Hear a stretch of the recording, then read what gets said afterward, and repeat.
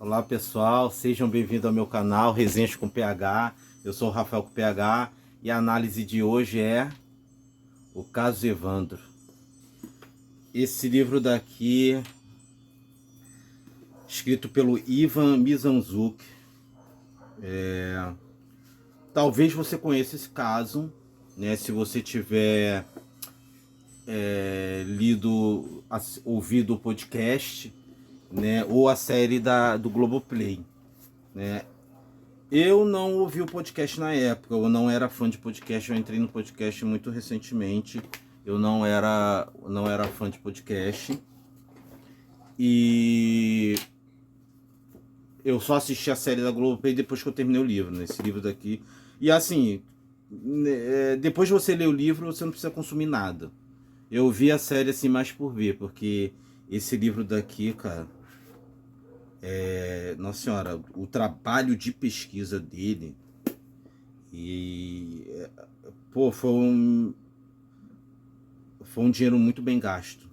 Eu poderia ter pago mais e ainda assim tava valendo a pena. O livro, pô, assim, sem contar a parte ali no final, o livro tem umas 400, ele faz uma linha do tempo ali no final, 418 páginas. Aí depois ainda tem a linha do tempo, tem os personagens, mais de 400 páginas, mas assim, é muito texto.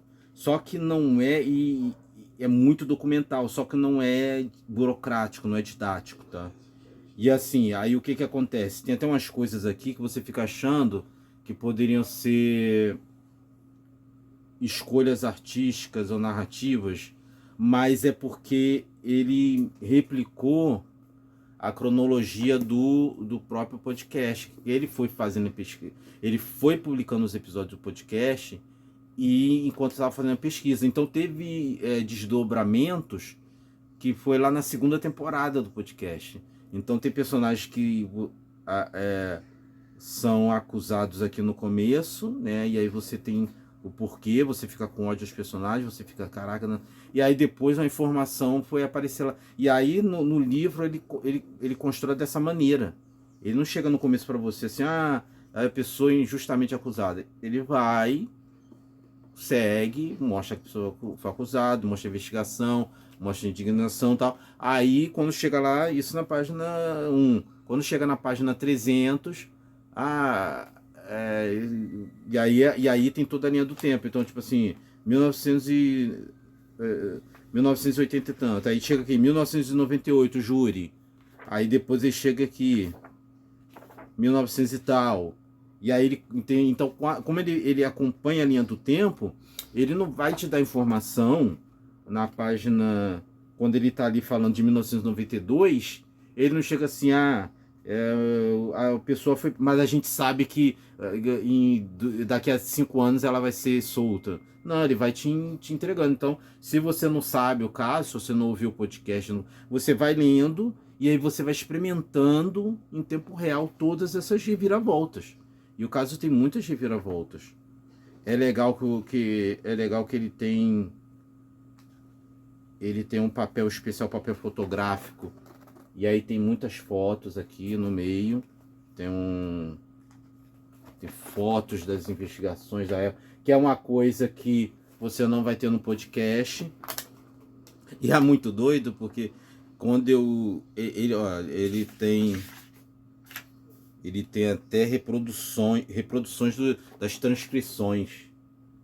Isso aqui é um documento jornalístico, né? Não é nenhum livro, ele reproduz esse documento jornalístico. Engraçado quando eu estava falando que quando eu li, eu não sabia muito do caso e tudo mais, então eu não conhecia nem o rosto dos personagens. Ele só mostra o rosto dos personagens, alguns personagens, lá pro meio do livro que ele mostra a foto, coisa. Eu tô lendo e eu não consigo nem visualizar quem é o acusado, quem é o pai da vítima, quem é a mãe. Você não tem essa noção, que eu imagino que também seja aquela coisa de você estar ouvindo um podcast, né, e você não ter e é muito interessante, muito gostoso essa maneira de consumir esse tipo de conteúdo, sabe? Eu não, assim, É muito. Eu queria até ter ouvido o podcast, mas assim, depois de ter lido o livro, fica redundante ouvir o podcast. Mas eu ouvi outros podcasts e, e eu tenho que tirar o chapéu para a maneira como ele conseguiu adaptar não só o conteúdo é porque ele não transformou o podcast num livro, entendeu? Ele pegou todo o material de pesquisa dele, né, da equipe dele, que aí tem pesquisa, tem entrevistas, e ele gastou tempo, né, e viajando, entrevistando, conversando. Então tem não só essas partes, mas as impressões dele. Ele falou assim, quando eu conversava com o Diógenes, eu tinha a sensação que ele queria isso, aquilo. Eu até acho que ele não seja uma má pessoa, mas eu acho que ele era mal. Ele tinha alguns problemas. Então você fica. Ele conseguiu ter essa coisa, essa intimidade, passar pra gente essa intimidade, que às vezes no podcast tem, porque o podcast ele pode ter essa coisinha de ele estar falando com você, ainda mais se você ouvir o podcast, que às vezes eu ouço podcast no computador, se eu for um podcast às vezes de estudo, né, falando sobre o roteiro, entrevista com diretores, eu estou no computador enquanto eu estou fazendo outras coisas. Mas se você ouve um podcast desse narrativo, investigativo, né, true crime, no fone de ouvido, né, e você tem aquela coisa da imersão, você está ali, ele falando para você no seu ouvido, e o livro tem essa coisa assim de tipo te abraçar e fica só você e o livro. E assim, aí chega um momento, aquela coisa que eu estava falando em outro vídeo. Ler livro, né, eu não sou booktuber, não, né? Eu estou fazendo resenhas de livros, mas eu tô fazendo resenha agora de alguns livros que eu já li. Então eu não tô, tipo assim, lendo um livro por dia para fazer vídeo, sabe? Eu tô lendo livros que eu li recentemente, que eu falei, pô, acho que vale a pena aqui. Depois eu posso até dar um... Não hoje, né? Depois eu queria dar um geral para vocês verem. Meu quarto só tem livro, né? Tem mais livro do que tem mais espaço para livro do que espaço para mim. Mas o que acontece? Você tem que ler no seu tempo, né? Então você pode ler 50 páginas por dia, como eu faço, só que às vezes o livro ele demanda de você, e aqui é aquela coisa, às vezes chega um momento em que começa a surgir aquelas coisas e você, caraca, peraí, não vai dar. Aí quando você vê, você tá lendo o livro, nada de conseguir parar. Então, assim, muito mérito do Ivan Mizanzuki. Trabalho de pesquisa e a maneira, porque é aquela coisa, você pode pegar todo esse conteúdo e colocar ali e não ficar um pacote atrativo, entendeu? Então tem um talento envolvido aí na edição, editar o livro, organizar as informações, a ordem das informações é muito importante, e eu respeito o fato dele ter, tipo assim, pô, vamos entregar isso da maneira não cronológica, da cronologia real, mas a cronologia da nossa descoberta. Então ele poderia entregar as informações no período que elas aconteceram, ou entregar as informações conforme ele foi tomando conhecimento das informações. Então você toma conhecimento das informações no mesmo período que ele tomou.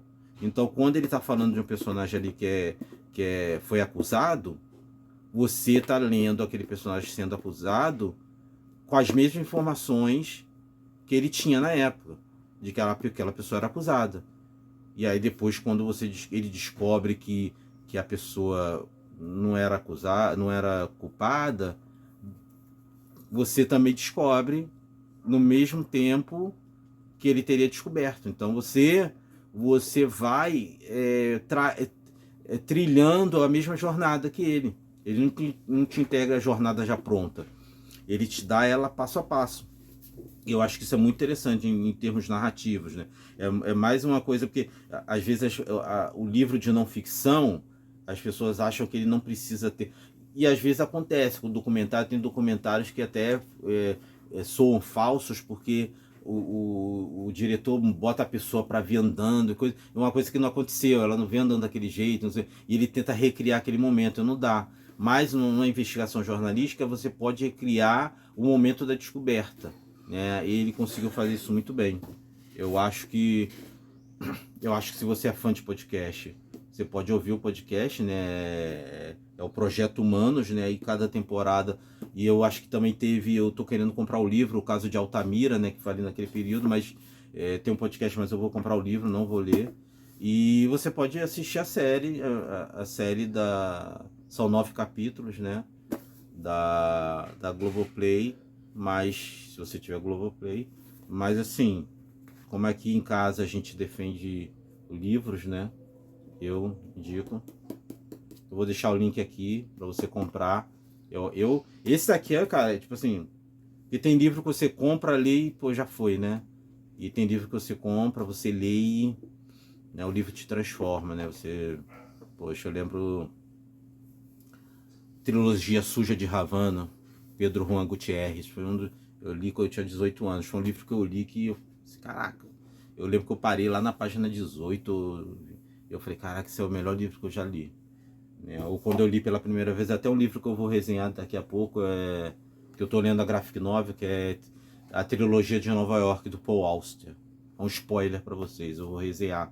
Eu adoro Paul Auster e eu lembro que eu li um outro livro dele antes, o Vértigo, Mister Vértigo. E também foi um livro que eu li, assim, porque ele trabalha em outros, um nível esotérico, sabe? E aí você pensa, eu não sabia que eu era novo também. Mas enfim, eu recomendo.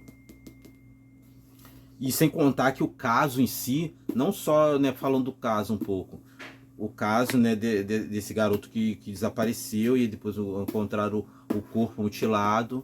E aí tem todo aquele pânico satânico, né, que aí na década de 80 tinha tido toda aquela coisa assim, pessoa ouve heavy metal, é adorador do diabo, tem tatuagem, se veste preto, adorador do diabo. Tanto aqui no Brasil quanto nos Estados Unidos, né, teve o caso lá nos Estados Unidos também muito famoso. E aí aqui teve esse pânico. E aí pegou um cara que, pô, a pessoa pegou o pessoal do candomblé, macumbeiro, foi. E aí, amigo, uma coisa vira outra. As reviravoltas desse caso, assim, te mantém grudado na narrativa. Essa é a minha dica de hoje, então. Espero que vocês leiam, espero que vocês gostem. Ok? Tchau, tchau. Obrigado, pessoal.